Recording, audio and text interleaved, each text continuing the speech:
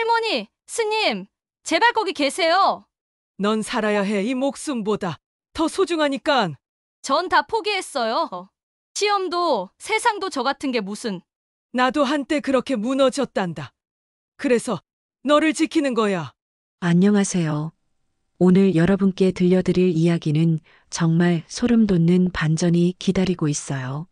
조용한 산속절, 75세 노스님이 조폭 5명에게 둘러싸인 상황. 과연 어떻게 될까요? 여기선 발을 들이지 마시오. 스님의 조용한 경고를 비웃던 조폭이 스님을 밀치려는 순간, 번개처럼 빠른 움직임으로 5명을 순식간에 제압하는 스님의 모습에 모두가 입을 다물었죠. 설마 지는 스님이? 그 전설의 UDT 창설 멤버, 20년 함께한 할머니도 몰랐던 충격적 진실. 이 시작됩니다. 구독과 좋아요는 저희에게 큰 힘이 됩니다. 구독과 좋아요는 무료입니다. 사연 시작합니다. 새벽 4시 묘심사의 종각에서 은은한 종소리가 울려 퍼졌습니다. 깊은 산속에 자리 잡은 작은 절집은 이른 새벽부터 고요한 움직임으로 하루를 시작했죠. 진훈 스님은 75세의 나이에도 불구하고 변함없이 새벽 예불을 올리기 위해 법당으로 향했습니다. 나무 아미타불, 나무 아미타불. 스님의 낮은 연불 소리가 대웅전 안을 채웠습니다. 그의 손에는 오래된 바루가 들려 있었고 조심스럽게 물을 부어 씻어내고 있었죠.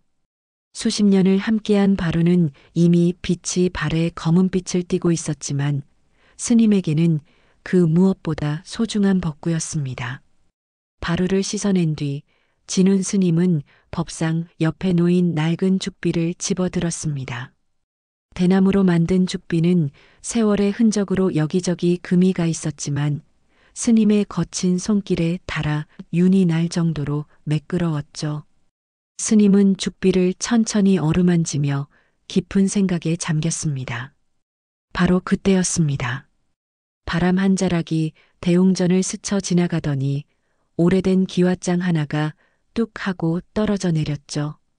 기와는 마당에 떨어지며 둔탁한 소리를 냈고 진훈 스님은 그 소리에 고개를 들어 처마를 바라봤습니다. 이 절도 이제 늙어가는구나.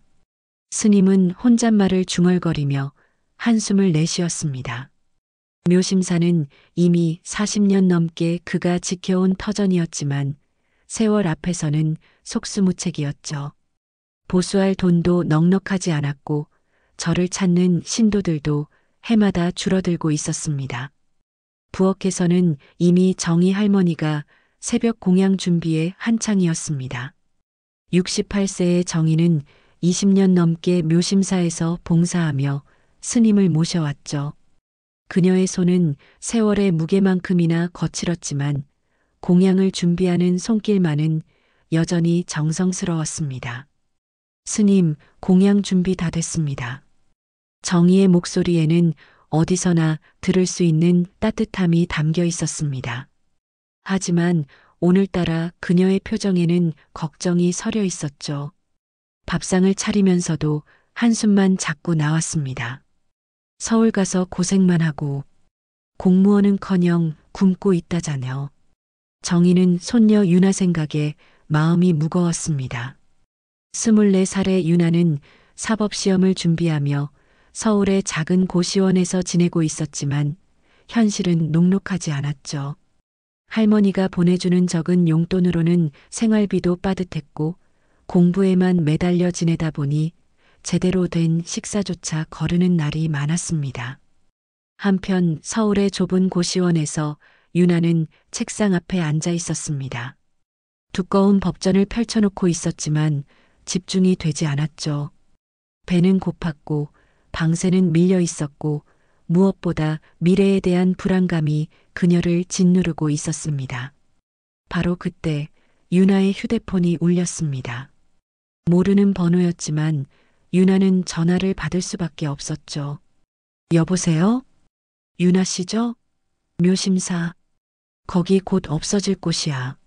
내 외할머니 그만 절 접게 해.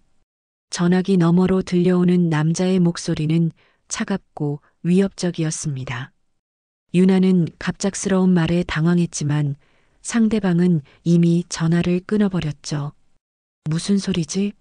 묘심사가 없어진다고?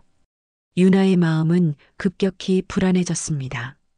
할머니가 평생을 바쳐 섬겨온 절이 사라진다는 것은 상상할 수도 없는 일이었죠. 하지만 전화를 건 사람이 누구인지, 왜 그런 말을 했는지 알 수가 없었습니다.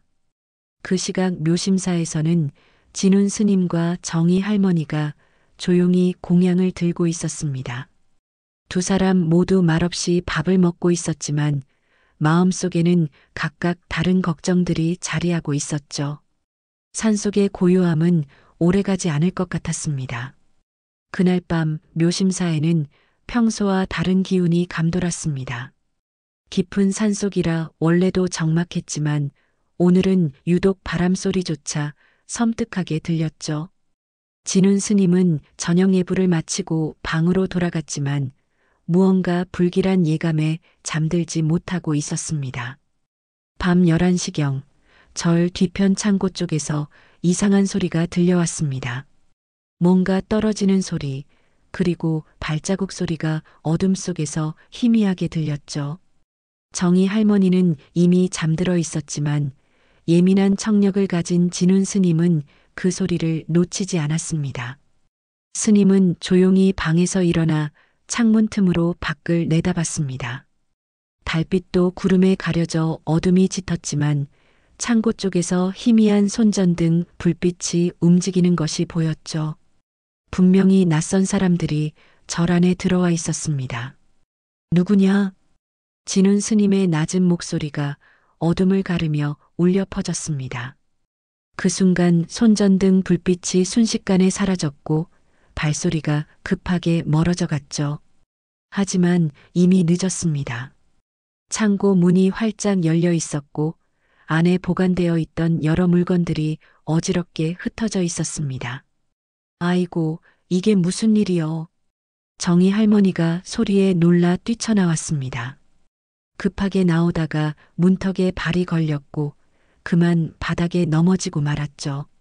무릎이 땅에 부딪히며 아픈 신음소리가 나왔습니다. 할머니, 진훈 스님이 급히 달려가 정희를 부축했습니다. 다행히 크게 다치지는 않았지만 무릎에 상처가 났고 손목도 삐었죠. 스님은 정희를 안전한 곳으로 옮긴 뒤 창고 안을 살펴봤습니다. 창고에는 절에서 사용하는 각종 법구들과 생활용품들이 보관되어 있었는데 대부분 뒤져져 있었습니다. 하지만 이상하게도 감나가는 물건들은 그대로 남아 있었죠. 녹그릇이나 향로 같은 것들은 손대지도 않았고 오히려 서류나 문서들만 뒤진 흔적이 있었습니다. 뭘 찾고 있었던 걸까? 스님은 고개를 갸우뚱했습니다. 일반적인 절도범이라면 값어치 있는 물건을 가져갔을 텐데 이들의 행동은 너무 이상했죠. 마치 특정한 무언가를 찾고 있는 것 같았습니다. 다음 날 아침 정희 할머니의 신고를 받고 경찰이 출동했습니다. 하지만 파출소에서 온 경찰관의 반응은 시큰둥했죠. 산속 절도는 원래 못 잡아요. CCTV도 없고 목격자도 없고 그냥 신고 접수만 해드릴게요. 경찰관은 형식적으로 현장을 둘러본 뒤 서류만 작성하고 돌아갔습니다. 진짜 수사를 할 생각은 없어 보였죠. 정희 할머니는 허탈한 마음으로 그들을 배웅했습니다. 스님, 이런 일이 또 생기면 어떡하죠? 정희의 목소리에는 불안감이 가득했습니다. 20년 넘게 절에서 지내면서 이런 일은 처음이었거든요. 더욱이 다친 무릎 때문에 움직이기도 불편했습니다. 진훈 스님은 정희의 어깨를 다독이며 조용히 물었습니다. 그놈들 총은 없었지? 네, 총이요? 정희는 갑작스러운 질문에 당황했습니다. 왜 스님이 갑자기 총 이야기를 꺼내는지 이해할 수 없었죠. 하지만 스님의 표정은 평소와 달리 심각해 보였습니다. 그냥 혹시나 해서 물어본 거예요. 스님은 대수롭지 않은 듯 말했지만 실제로는 어젯밤 침입자들의 움직임을 면밀히 분석하고 있었습니다. 그들의 발소리, 움직이는 패턴, 그리고 창고를 뒤지는 방식까지 모든 것이 일반인의 그것과는 달랐죠. 그날 저녁 진훈 스님은 혼자 자신의 방에 있었습니다. 모든 불을 끄고 어둠 속에서 가만히 앉아 있는 스님의 모습은 마치 깊은 명상에 빠진 것 같았죠. 하지만 그의 귀는 바깥의 모든 소리에 집중되어 있었습니다. 스님은 천천히 일어나 방 한쪽에 있는 오래된 장롱으로 향했습니다. 장롱 깊숙한 곳, 낡은 이불과 옷가지들 사이에는 오랫동안 숨겨져 있던 물건들이 있었죠. 어둠 속에서 스님의 손이 무언가를 만졌습니다. 낡은 군번줄이었죠. 그리고 그 옆에는 작은 휘장 하나가 있었습니다. UDT 휘장이었습니다. 수중폭파대원의 상징이었죠. 진훈 스님은 그 물건들을 만지작거리며 깊은 생각에 잠겼습니다. 수십 년 전 젊은 시절의 기억들이 하나둘 되살아났죠. 그때는 나라를 지키겠다는 신념으로 가득했던 시절이었습니다. 아직 끝나지 않았구나. 스님의 입에서 나온 말은 혼잣말 같았지만 그 속에는 단단한 의지가 담겨 있었습니다. 평화로운 스님의 얼굴 뒤에 숨겨진 또 다른 모습이 조금씩 드러나기 시작했죠. 밤이 깊어갈수록 묘심사 주변은 더욱 고요해졌지만 진훈 스님의 마음속에는 폭풍이 일고 있었습니다. 다음 날 새벽 진훈 스님은 평소보다 더 일찍 일어났습니다. 어젯밤 침입자들이 남긴 흔적을 자세히 살펴보기 위해서였죠. 정희 할머니가 아직 잠들어 있는 사이 스님은 조용히 창고 주변을 돌아다녔습니다. 스님의 눈은 예사롭지 않았습니다. 일반인이라면 그냥 지나쳤을 작은 발자국 하나, 담벼락에 남은 미세한 긁힌 자국까지도 놓치지 않았죠. 마치 오랜 경험을 가진 수사관처럼 현장을 분석하고 있었습니다. 여기서 담을 넘었고 이쪽으로 움직였구나. 스님은 혼잣말을 중얼거리며 침입자들의 동선을 추적했습니다. 발자국의 깊이와 보폭을 보니 최소 3명 이상이었고 그들은 절의 구조를 미리 파악하고 있었던 것 같았죠. 특히 창고로 곧바로 향한 것을 보면 애초부터 목적이 분명했습니다. 뭘 찾고 있었던 걸까? 스님은 창고 안을 다시 한번 꼼꼼히 살펴봤습니다. 어젯밤에는 정희 할머니 때문에 제대로 보지 못했지만 지금 보니 더욱 이상한 점들이 눈에 띄었죠. 값비싼 법구들은 건드리지도 않고 오직 오래된 문서함만 뒤져놓았습니다. 그때 정희 할머니가 부엌에서 나왔습니다. 다친 무릎 때문에 절뚝거리면서도 새벽 공양 준비를 하려고 했죠.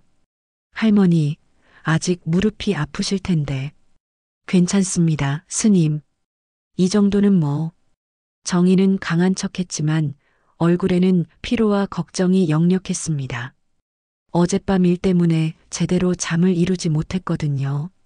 더욱이 유나 걱정까지 겹쳐서 마음이 무거웠습니다. 할매 죽기 전에 네 얼굴은 봐야 쓰겄다. 정희는 결국 유나에게 전화를 걸었습니다. 손녀를 절로 불러들이기로 마음먹었죠. 혼자서는 이 상황을 감당하기 어려울 것 같았고 무엇보다 유나가 보고 싶었습니다. 서울에서 전화를 받은 유나는 할머니의 목소리에서 평소와 다른 불안감을 느꼈습니다. 어젯밤 받았던 그 이상한 전화와 연관이 있는 것은 아닌지 걱정되었죠. 할머니, 무슨 일 있어요? 아무것도 아니다. 그냥 할매가 네가 보고 싶어서 그래. 정희는 절도 사건에 대해서는 말하지 않았습니다. 유나가 걱정할까 봐서였죠. 하지만 유나는 할머니의 목소리에서 뭔가 숨기고 있다는 것을 직감했습니다. 이틀 뒤 유나가 묘심사에 도착했습니다.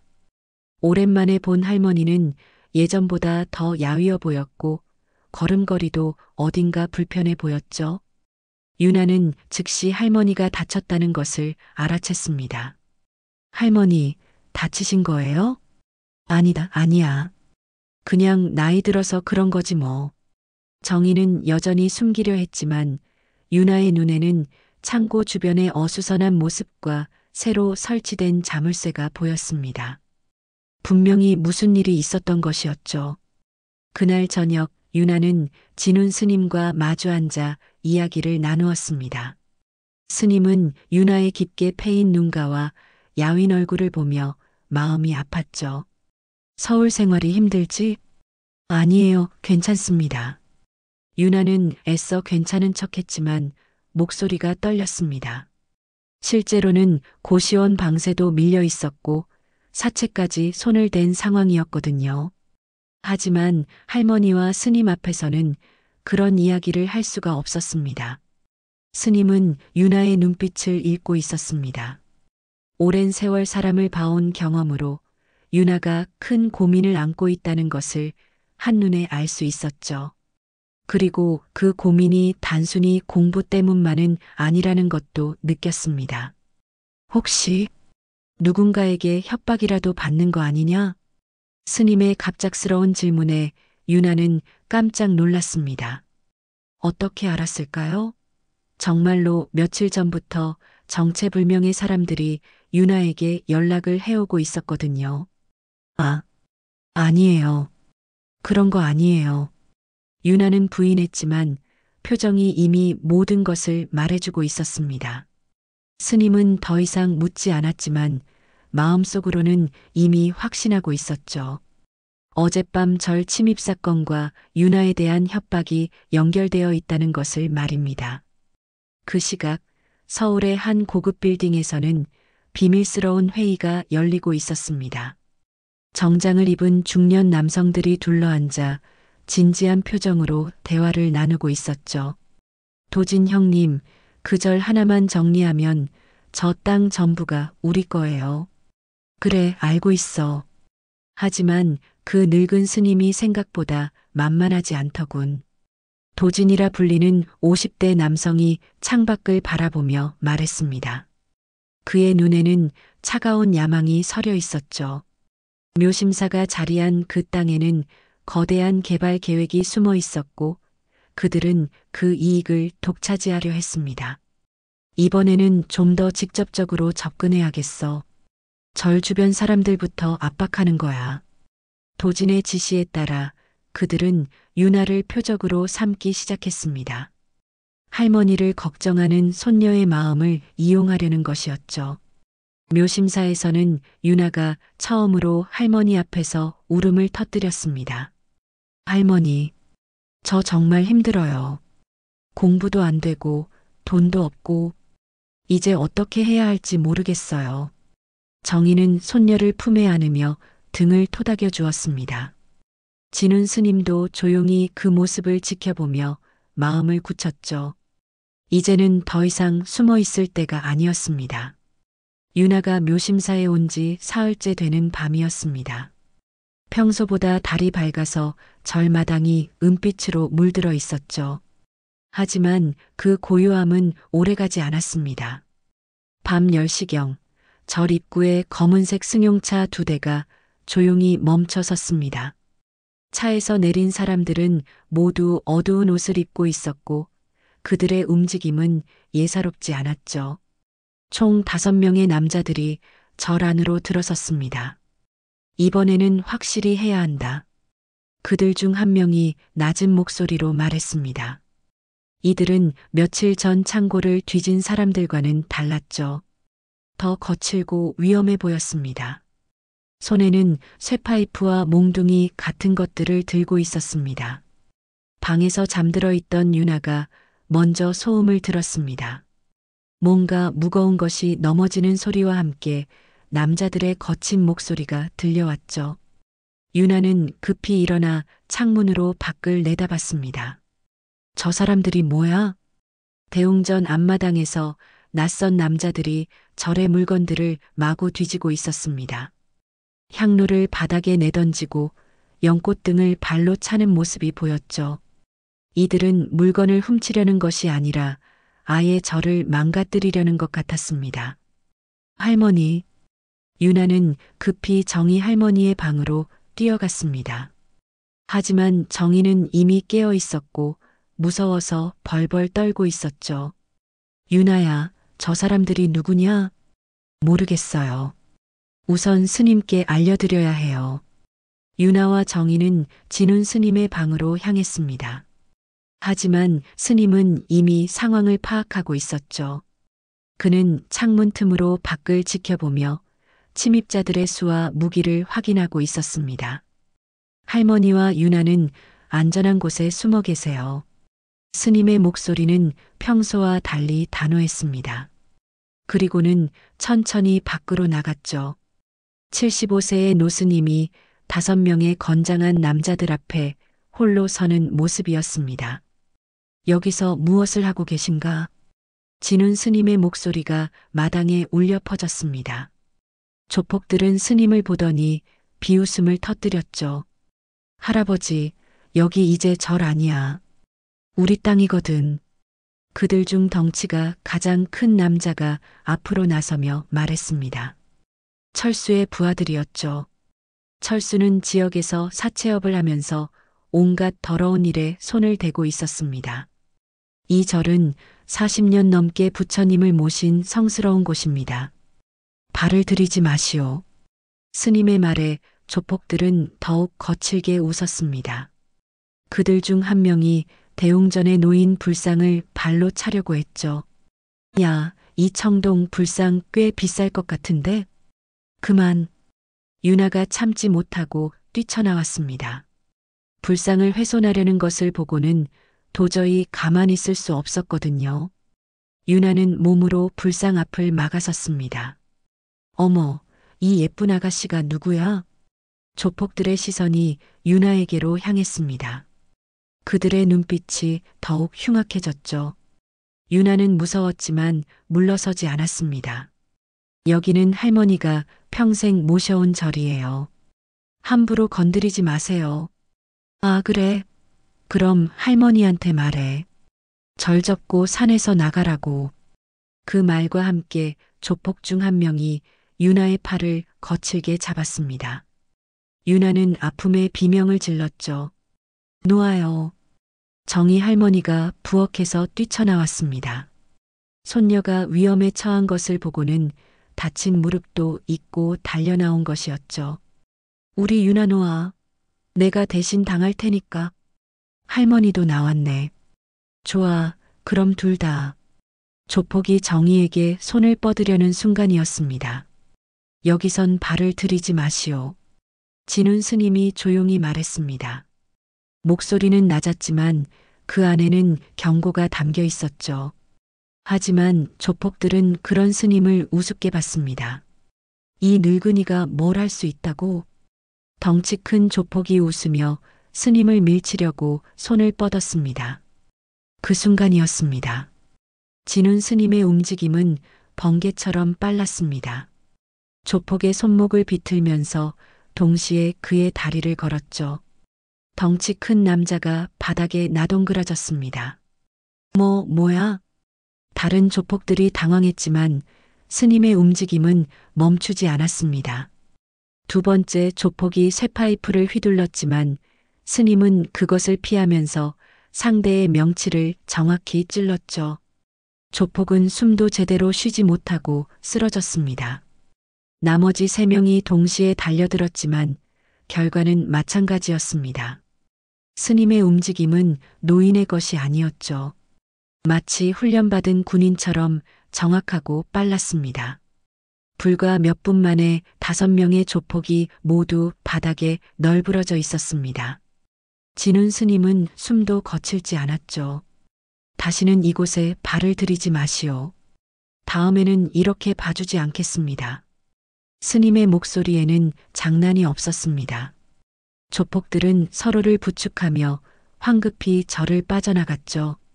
정희 할머니는 그 모습을 보며 놀란 눈으로 스님을 바라봤습니다.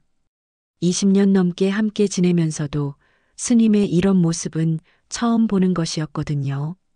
설마 진운 스님이. 그 진운 대위. 정희의 입에서 나온 말에 윤아도 고개를 들었습니다. 진운 대위라니 그게 무슨 뜻일까요? 스님은 아무 말 없이 대웅전을 향해 걸어갔습니다.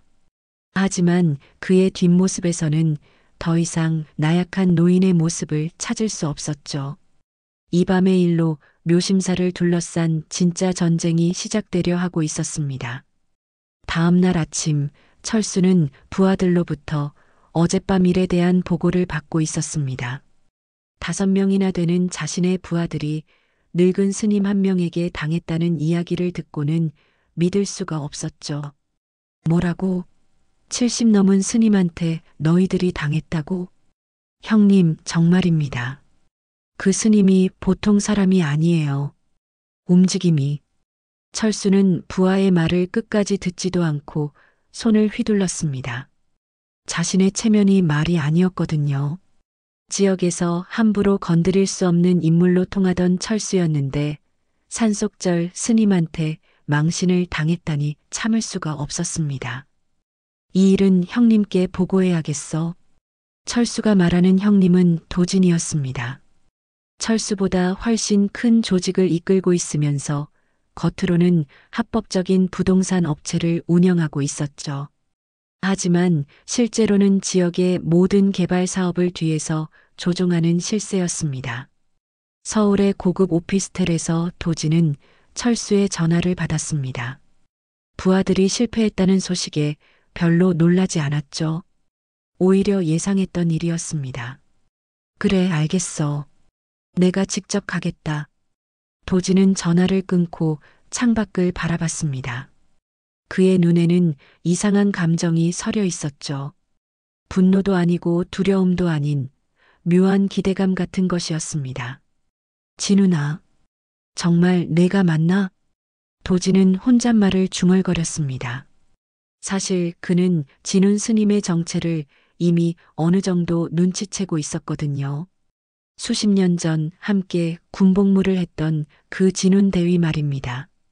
그날 오후 도진은 직접 묘심사로 향했습니다.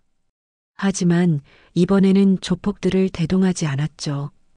혼자서 산길을 올라왔습니다. 정장 차림의 그는 산속 절에 어울리지 않는 모습이었습니다.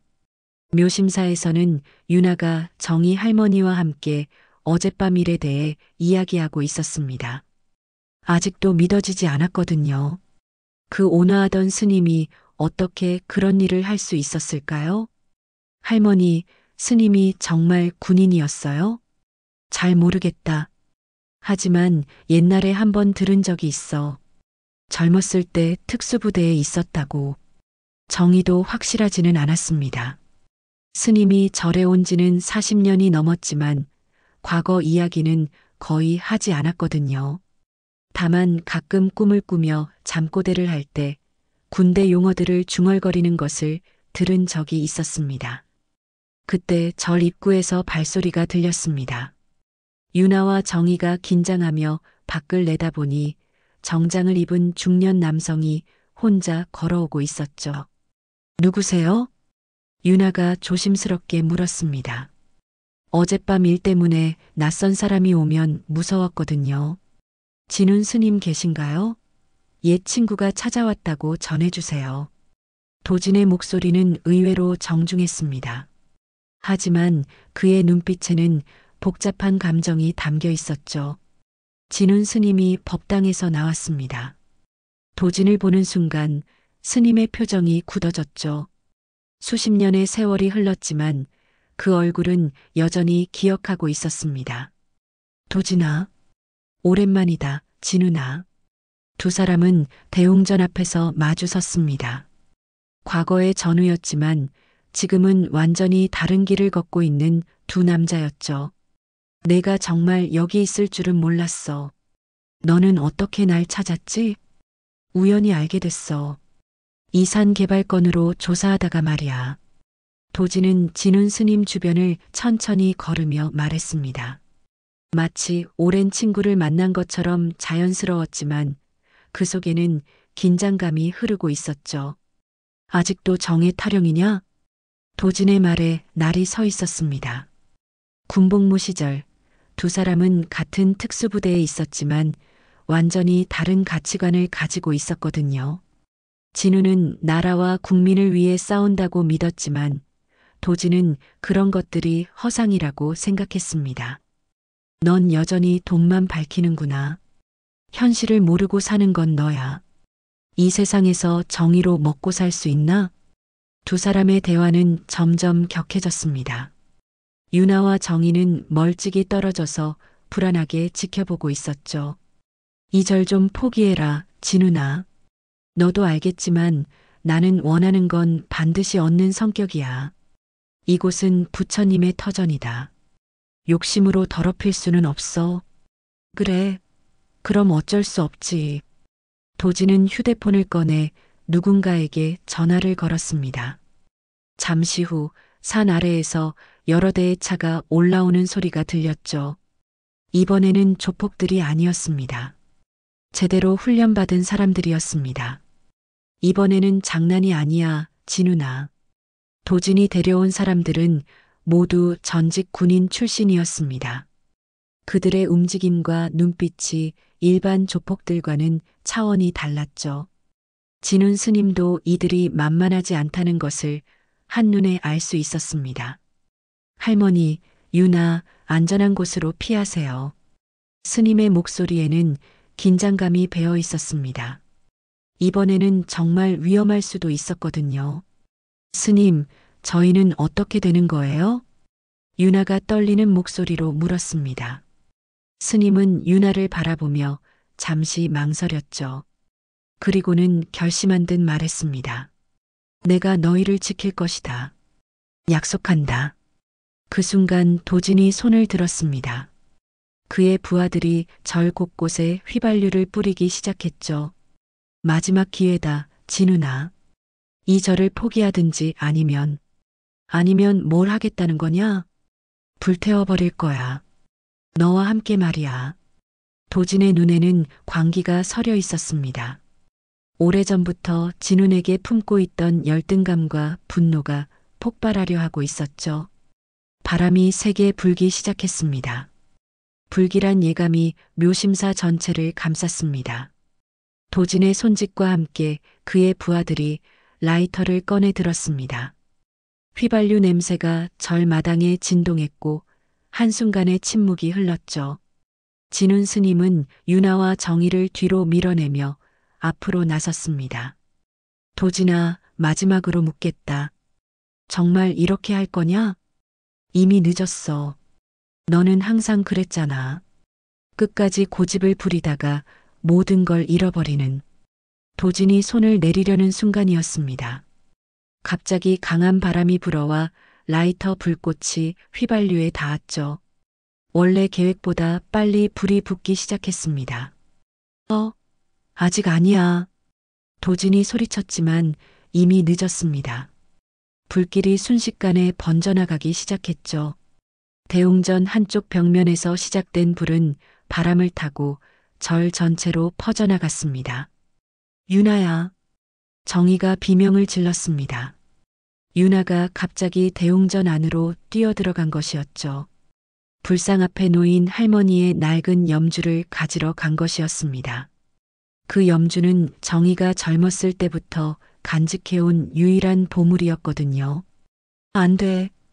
진운 스님이 유나를 막으려 했지만 이미 유나는 불길 속으로 사라진 후였습니다. 대웅전 입구 주변으로 불길이 치솟고 있었죠. 유나야, 나와. 정희가 울부짖으며 불길 속으로 뛰어들려 했지만 스님이 막아섰습니다. 할머니까지 위험에 빠뜨릴 수는 없었거든요. 내가 갈 테니까 여기서 기다리세요. 진운 스님은 옷소매로 입을 막고 불길 속으로 뛰어들었습니다. 75세의 나이에도 불구하고 그의 움직임은 민첩했죠. 수십 년 전 특수작전을 수행하던 때의 본능이 되살아났습니다. 대웅전 안은 이미 연기로 가득했습니다. 시야를 확보하기 어려웠지만 스님은 유나의 기침소리를 따라 움직였죠. 불상 앞에서 유나가 쓰러져 있었습니다. 연기를 너무 많이 마신 것 같았습니다. 유나야, 숨 쉬어라. 내 목숨은 괜찮다. 스님은 유나를 등에 업고 출구를 향했습니다.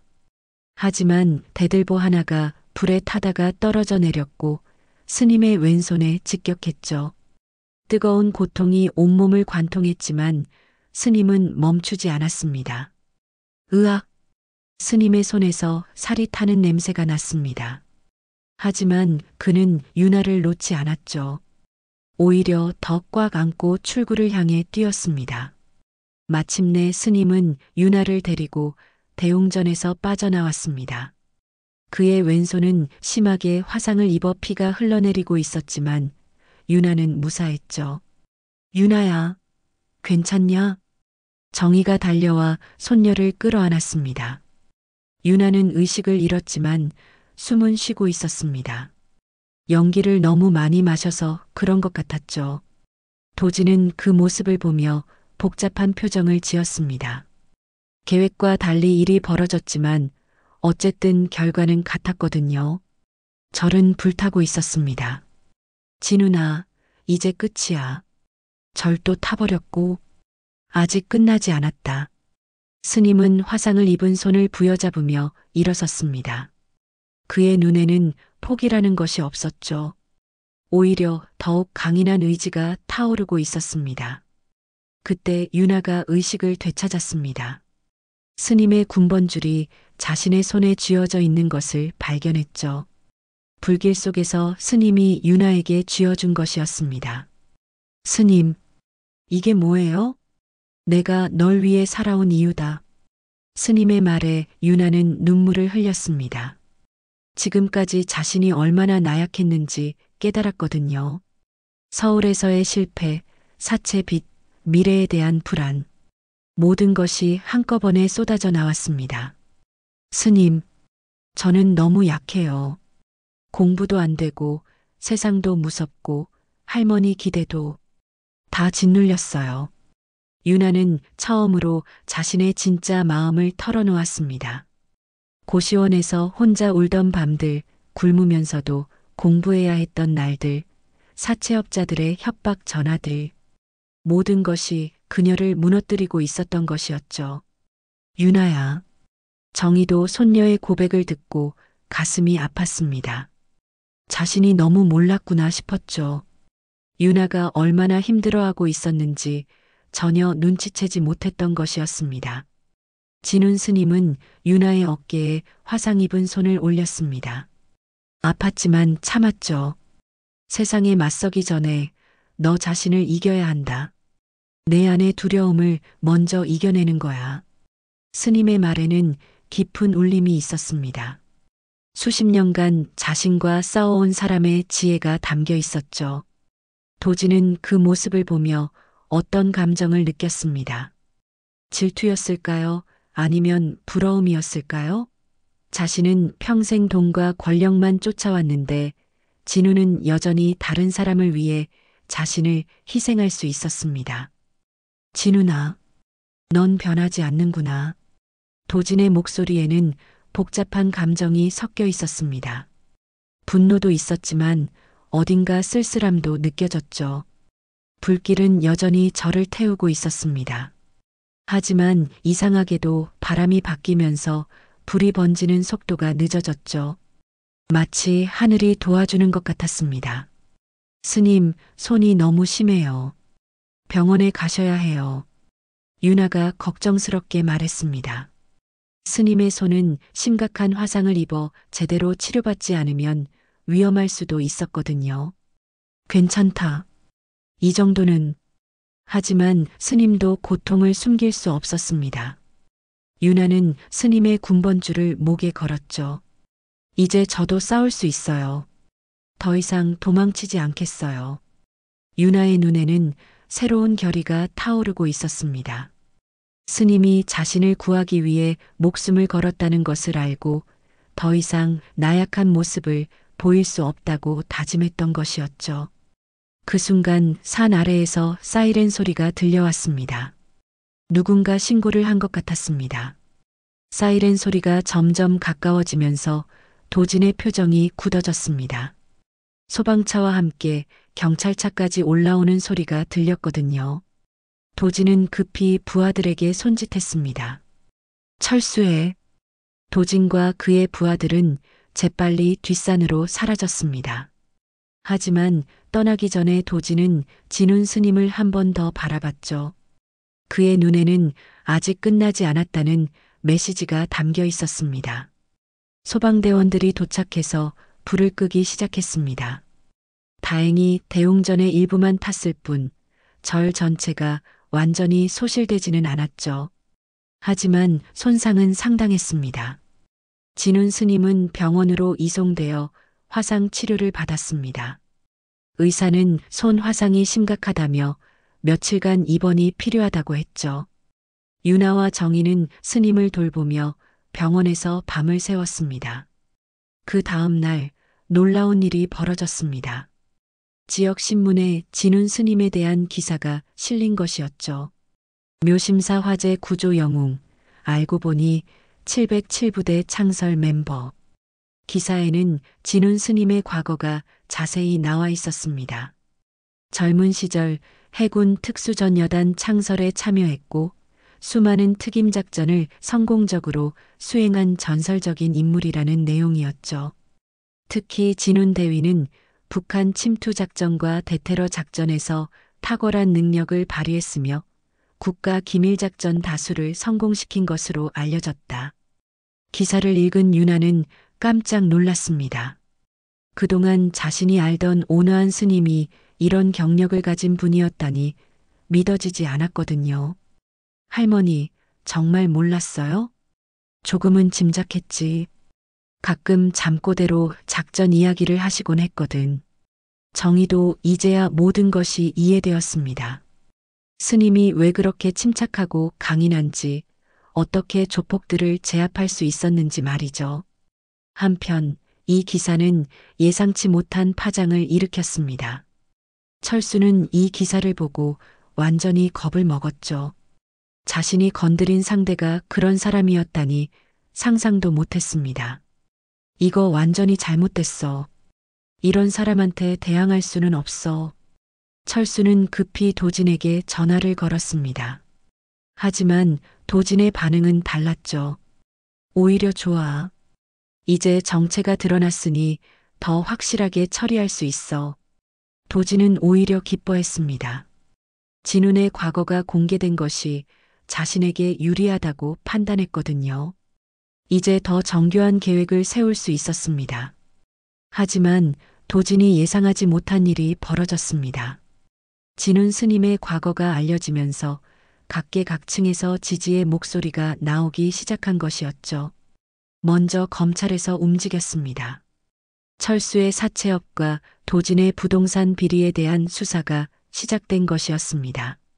수사를 담당한 검사는 놀랍게도 진훈 스님의 옛 제자였습니다. 김 검사님, 스님을 아시는 분이신가요? 네, 제가 어렸을 때 스님께서 많이 도와주셨습니다. 법의 길을 걷게 된 것도 스님의 영향이 컸죠. 김 검사는 20살 때 방황하던 시절 우연히 묘심사에서 진훈 스님을 만났던 것이었습니다. 그때 스님의 가르침이 그의 인생을 바꿔놓았죠. 수사는 빠르게 진행되었습니다. 철수의 불법 사채업 증거들이 하나둘 드러났고 도진의 부동산 카르텔 운영과 정치자금 비리도 수면 위로 올라왔습니다. 철수 씨 묘심사 협박건과 방화교사 혐의로 긴급 체포합니다. 철수는 결국 구속되었습니다. 그의 부하들도 모두 검거되었죠. 하지만 도진은 아직 자유로웠습니다. 직접적인 증거를 잡기가 어려웠거든요. 병원에서 회복 중이던 진훈 스님에게도 이 소식이 전해졌습니다. 유나는 기뻐하며 스님께 말했죠. 스님, 철수가 잡혔어요. 그래도 아직 끝나지 않았어. 도진이가 더 위험한 사람이야. 스님은 여전히 조심스러워했습니다. 도진의 성격을 누구보다 잘 알고 있었거든요. 이런 식으로 쉽게 포기할 사람이 아니었습니다. 과연 스님의 예상이 맞았습니다. 도지는 더욱 교묘한 방법을 계획하고 있었죠. 이번에는 법적으로 아무 문제 없는 방식으로 묘심사를 없애려 했습니다. 땅 소유권 문제를 파보자. 절땅이 정말 합법적으로 취득된 건지 말이야. 도지는 부하들에게 지시했습니다. 묘심사의 토지 소유권에 문제가 있다면 법적으로 저를 몰아낼 수 있었거든요. 한편 윤아는 병원에서 스님을 돌보면서 큰 변화를 겪고 있었습니다. 스님의 군번줄을 목에 걸고 있으면서 점점 더 강해지는 자신을 느꼈죠. 스님, 저 다시 서울 가서 공부할래요. 정말이냐? 네, 이번에는 달라요. 도망치지 않을 거예요. 법으로 나쁜 사람들과 싸우고 싶어요. 윤아의 눈에는 새로운 목표가 생겼습니다. 사법시험에 합격해서 검사나 판사가 되어 도진 같은 사람들을 법의 심판대에 세우고 싶었거든요. 좋다. 하지만 조급해하지는 마라. 진짜 실력을 기르는 데는 시간이 필요해. 스님은 윤아의 각오가 진심이라는 것을 알 수 있었습니다. 더 이상 예전의 나약한 윤아가 아니었죠. 며칠 후 스님이 퇴원했습니다. 손은 아직 완전히 낫지 않았지만 일상생활에는 지장이 없었죠. 묘심사로 돌아온 스님은 불탄 대웅전을 바라보며 깊은 생각에 잠겼습니다. 다시 지을 수 있을까요? 정의가 걱정스럽게 물었습니다. 복구하려면 상당한 돈이 필요할 텐데 절에는 그런 여유가 없었거든요. 걱정 마세요. 방법이 있을 거예요. 그때 산 아래에서 사람들이 올라오는 소리가 들렸습니다. 마을 사람들이 십시일반으로 돈을 모아가지고 온 것이었죠. 스님, 절 다시 짓는데 보태세요. 진운 스님의 과거가 알려지면서 지역 주민들의 존경을 받게 되었던 것입니다. 모두들 스님을 위해 도움을 주고 싶어 했죠. 바람이 변하기 시작했습니다. 석 달이 흘렀습니다. 마을 사람들의 도움으로 묘심사는 예전보다 더 아름답게 복원되었죠. 새로 지어진 대웅전에는 햇살이 따스하게 들어왔고 마당에는 연꽃이 피어나기 시작했습니다. 윤아는 약속대로 서울로 돌아가 공부를 다시 시작했습니다. 하지만 이번에는 달랐죠. 좁은 고시원 대신 묘심사 근처 작은 펜션의 방 하나를 빌려서 지내고 있었습니다. 매일 새벽마다 절에 올라와 스님과 함께 명상을 한 뒤 공부를 했죠. 나무 아미타불. 윤아도 이제 스님처럼 연부를 외우며 마음을 다스릴 줄 알았습니다. 예전처럼 불안하고 조급해하지 않았죠. 스님의 군번줄을 목에 걸고 있으면 용기가 생겼습니다. 오늘은 무슨 공부를 할 거냐? 헌법이요. 기본권 파트를 보고 있어요. 윤아는 법전을 펼쳐 보이며 말했습니다. 책에는 밑줄과 메모로 가득했죠. 예전과는 비교할 수 없을 정도로 집중력이 향상되었습니다. 진운 스님은 그런 윤아를 바라보며 흐뭇해했습니다. 화상을 입은 왼손은 아직 완전히 낫지 않았지만 일상생활에는 지장이 없었죠. 오히려 그 상처는 윤아를 지켜낸 자랑스러운 증표 같았습니다. 불을 두려워하면 빛도 못 보지. 스님이 조용히 말했습니다. 윤아에게 해주고 싶었던 말이었죠. 어려움을 피하려고만 하면 진짜 성장할 수 없다는 뜻이었습니다. 네, 스님. 이제 이해해요. 윤아는 고개를 끄덕였습니다. 몇 달 전만 해도 이해하지 못했을 말이었지만 지금은 가슴 깊이 와닿았거든요. 그때 정희 할머니가 부엌에서 나왔습니다. 손에는 각 끓인 된장국이 들려 있었죠. 무릎 상처도 이제 다 나았고 예전보다 더 활기차 보였습니다. 윤아야, 밥 먹어라. 공부도 중요하지만 몸이 먼저야. 네, 할머니. 윤아는 책을 덮고 할머니가 차려준 밥상 앞에 앉았습니다. 소박하지만 정성이 가득한 식사였죠. 김치찌개 냄새가 온 마당에 퍼졌습니다. 이제야 진짜 집 같네. 정희가 마당을 둘러보며 말했습니다. 복원된 절은 예전보다 더 평화로워 보였거든요. 마을 사람들이 자주 찾아와서 더욱 활기찼습니다. 한편 서울에서는 도진에 대한 수사가 계속 진행되고 있었습니다. 김 검사는 끈질기게 증거를 수집하고 있었죠. 정치자금 비리와 부동산 카르텔 운영에 대한 결정적 증거를 찾기 위해서였습니다. 도진 씨 출석 요구서입니다. 마침내 도진에게도 수사의 손길이 뻗쳤습니다. 그동안 교묘하게 빠져나갔지만 이번에는 달랐죠. 김 검사가 워낙 치밀하게 수사를 진행했거든요. 도진은 검찰청에 출석해서 조사를 받았습니다. 하지만 여전히 시치미를 떼고 있었죠. 저는 합법적인 사업만 했습니다. 묘심사와는 아무 관련이 없어요. 그럼 이 녹음 파일은 뭡니까? 김 검사가 녹음기를 틀었습니다. 도진이 부하들에게 저를 불태우라고 지시하는 음성이 흘러나왔죠. 철수가 구속된 후 제공한 증거였습니다. 이건 조작된 거예요. 도진이 당황하며 부인했지만 소용없었습니다. 증거는 너무나 명확했거든요. 도진 씨 방화교사와 공갈협박 그리고 정치자금법 위반 혐의로 구속영장을 신청하겠습니다. 결국 도진도 구속되었습니다. 수십 년간 지역을 주무르던 그의 권력이 하루아침에 무너진 것이었죠. 이 소식이 묘심사에도 전해졌습니다. 유나는 뉴스를 보며 감격했죠. 스님, 드디어 끝났어요. 응, 이제 진짜 평화가 찾아올 거다.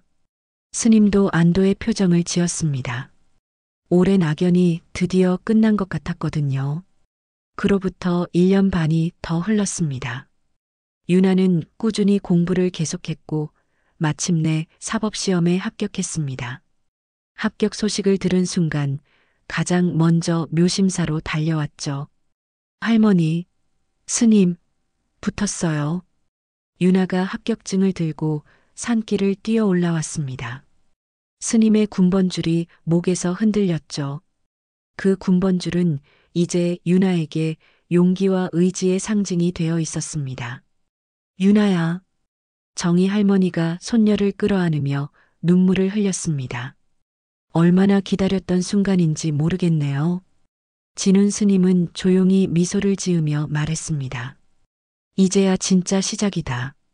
법으로 세상을 더 좋게 만들어라. 네, 스님. 꼭 그렇게 하겠어요. 유나의 눈에는 새로운 꿈이 빛나고 있었습니다.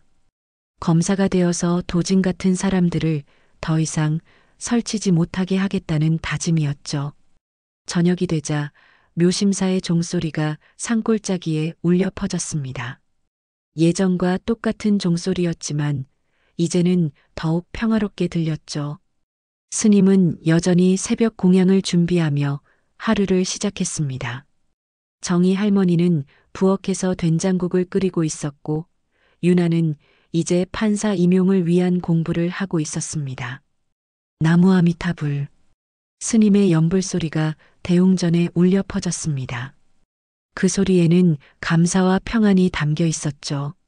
마지막 장면, 유나가 판사복을 입고 법정에 서 있는 모습이 스쳐 지나갔습니다. 그녀의 목에는 여전히 스님의 군번줄이 걸려 있었고 그 앞에는 부정부패로 기소된 피고인이 서 있었죠. 피고인에게 징역 5년을 선고합니다. 유나의 목소리는 더 이상 떨리지 않았습니다. 정의로운 힘이 되어 세상을 지키고 있었거든요. 묘심사의 종소리는 오늘도 평화롭게 울려 퍼지고 있습니다. 절에 도둑이 들었을 땐 모두가 두려워했지만 한 사람 조용히 움직인 스님 덕분에 모든 것이 달라졌습니다. 과거를 숨기고 살아온 그분의 진짜 모습, 이제는 우리가 기억해야 할 전설이 되었네요. 다음 이야기에서도 우리 곁에 숨겨진 영웅들을 함께 만나보세요. 감사합니다.